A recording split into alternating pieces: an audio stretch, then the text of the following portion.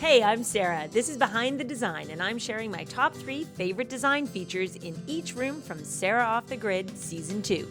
Hey guys, this is Behind the Design for the principal bedroom. Let's talk about this room.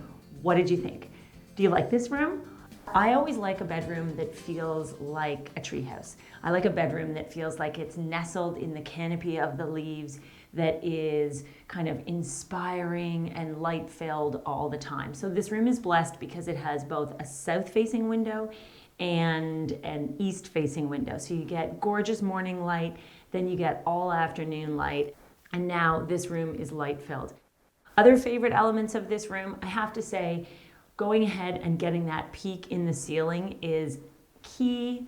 I feel like it's my single favorite feature in this room is the peak, because we went from having a flat ceiling. It was just going to be 8 feet, flat, nothing, just your average room. Not that there's anything wrong with an 8-foot ceiling, but the thing is, I went in when it was all framed up, and all I could see was this giant volume of space. And for me, the idea of saying goodbye to all of that space and then just having a flat ceiling forever after felt kind of sad.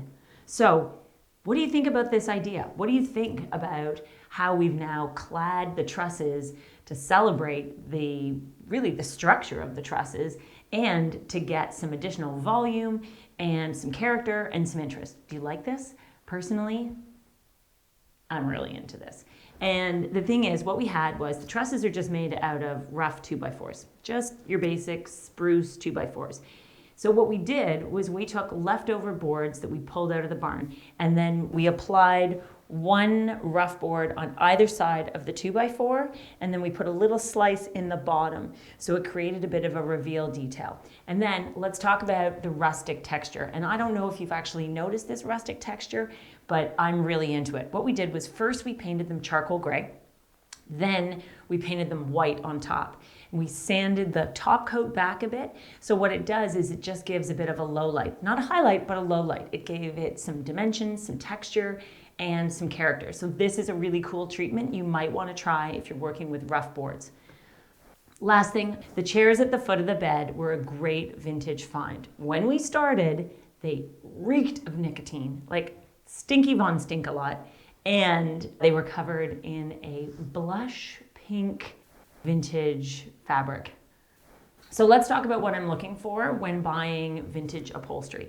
I am never looking at the fabric. In fact, I want the fabric to be in as rough condition as possible, because that generally means I'm going to get a better deal when I purchase them.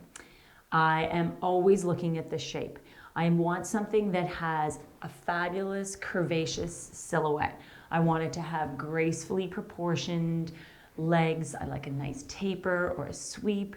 I love a little bit of a curve in the arm. And these were amazing. I think these are sort of, I don't know if these would be 50s or 60s, but a great retro chair. And these are perfect scale for a bedroom. What I love about them is they are small scale, but they're still really comfortable. And this is a signature move of mine. You've seen this before. I really like putting a pair of chairs at the foot of a bed. Whether you actually sit with somebody else in the bedroom or you just sit down, make a phone call, tie your shoes, work on your laptop. I've done this a number of times in my own homes, and I really like this feature.